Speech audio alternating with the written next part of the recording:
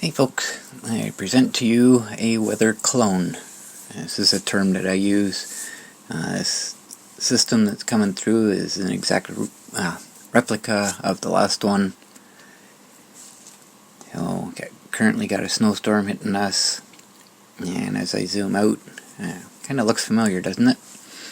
And just like the last one, it will be followed by snow squalls from the lake.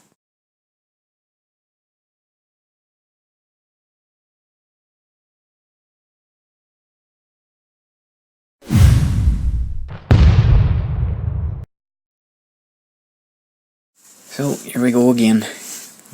We did have some pretty cold temperatures lately. Didn't really have any time for what we got to melt.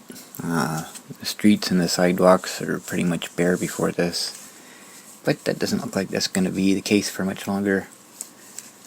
Lake effect snow squalls are possible Tuesday afternoon. In the wake of a cold front, a blast of cold Arctic air is expected to flow over the relatively warm waters of Lake Huron on Tuesday. Flurries and local snow squalls are expected to begin Tuesday afternoon and continue into Wednesday. Ouch. Sorry about that. Local snowfall amounts 10 to 15 centimeters are possible on Tuesday, and again, amounts of 20 to 30 are possible Tuesday night. Local blowing snow reducing visibilities to near zero will also be a concern. Local snow squalls are expected to taper off when the winds shift to southwest on Wednesday. So we got lucky with the last one. We only got about 4 inches. We didn't get the full foot that they were predicting, so hopefully things go that well again. And right now this is Tuesday night. It's just after midnight actually. So Wednesday morning, and I'm looking out my window. I'm seeing about 8 inches of snow on top of the roof of the garage. So whatever we had was down to probably a couple inches. So I'd say we got 6 inches of snow so far today. But take a quick look at the radar. This is current. And it might not be over yet. So I'll have to see what happens by morning.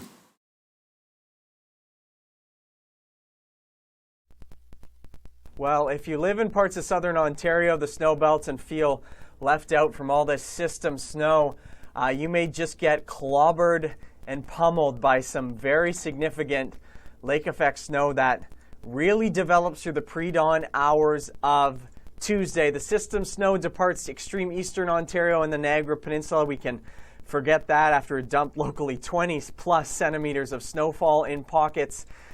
Sarnia, concern for you around your Tuesday morning. That is a significant funneling effect right down the shores of Lake Huron, really zoned in on Sarnia. Wouldn't surprise me if you accumulate over 20 centimeters of snowfall with that puppy. And then one dominant squall wants to develop throughout Tuesday afternoon and may even reach parts of Hamilton. You can see a squall developing off of Georgian Bay Tuesday evening as well, maybe even reaching Oshawa. That's pretty significant. And in those squalls dance themselves back to the shores of Lake Huron Wednesday morning and then dissipate. And then we're talking system snow late Wednesday into Thursday morning. Looking at squall accumulations, always tricky. Sarnia, 20 plus centimeters possible. Kincardine, Goderich, you see that 10 to 20 plus centimeter signature there. Barrie as well. Keep your guard up over the next couple days. And while all this is happening, it's pretty darn cold out there. I'm seeing minus 11 when I got up today, or shortly after I got up anyways. I had kind of a late night going to bed last night, and when I did I couldn't sleep, so I just kind of watched TV for a long time. So I didn't get up as early as I normally do, but I did go out yesterday. I went to the Wingham Mini Mart, Post Office, Value Mart, and Timmy's, and back home, and it took the entire charge from the ES 950. That's not very far. It doesn't really like winter all that much anyways, The batteries are half the size of the Monsters. It's got tiny little wheels, so it takes more energy to push through the snow. Yeah, I think the biggest thing I don't like about it in the winter is it does not like to turn. My seat's behind the seat post and lean back, so there's a lot of force behind, which is kind of actually behind the rear wheels, which is causing an upward force on the front wheels, so there's no weight whatsoever on the front wheels, and trying to get it to turn in the snow can be a challenge sometimes. But like I say, at least it works, it goes. But my distance that I can travel with it is extremely limited. And I really want to get the Monster going. I haven't driven it in the snow since last spring. I think the last snowfall that we got. And the winter before that, I never got to drive in it at all. So, no, it's due for another snow drive. Man, I don't remember what I was gonna say. But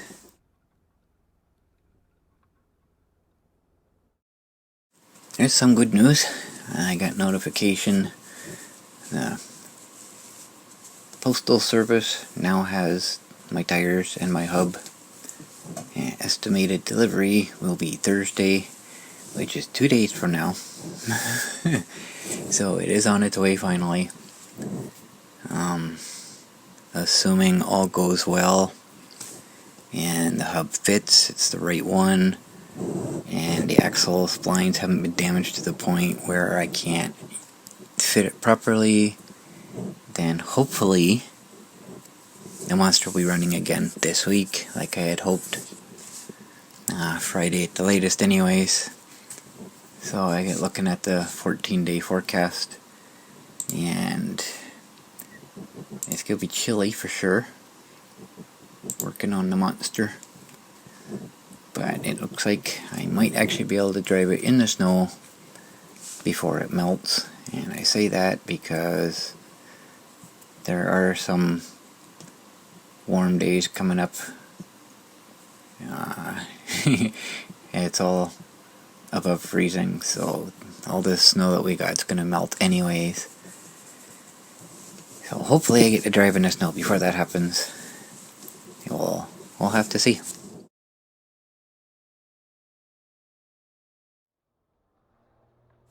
So next day, heading out. Yeah, my first obstacle is actually getting out of the garage.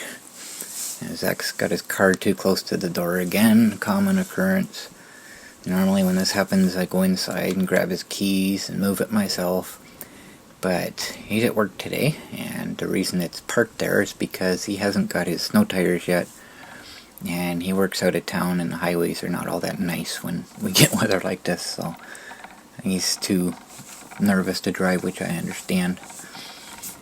So it's possible he's got his keys with him, but either way I'm not going to move it because I might not be able to get it back up in the driveway. So if I was driving the Monster, I wouldn't be able to get out, as he just left me enough room to get the ES950 out. So that was my first obstacle. And I get out onto the road, and the side streets are pretty messed up. Main streets are good, bare and dry, but the side streets are still pretty messed up.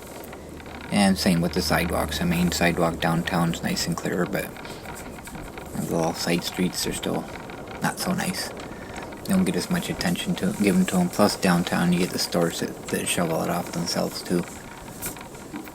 So a little bit different today. It's colder.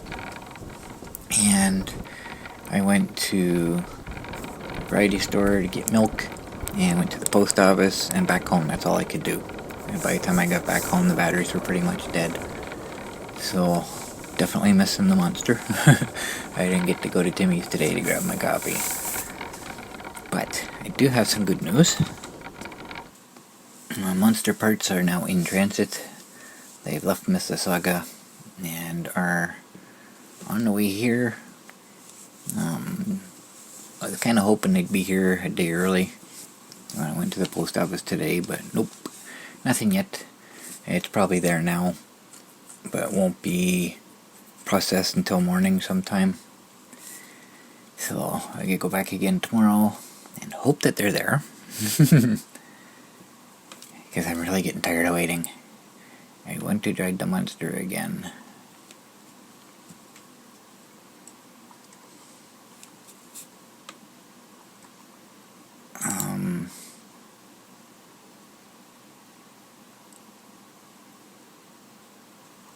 Okay, I just noticed another update here.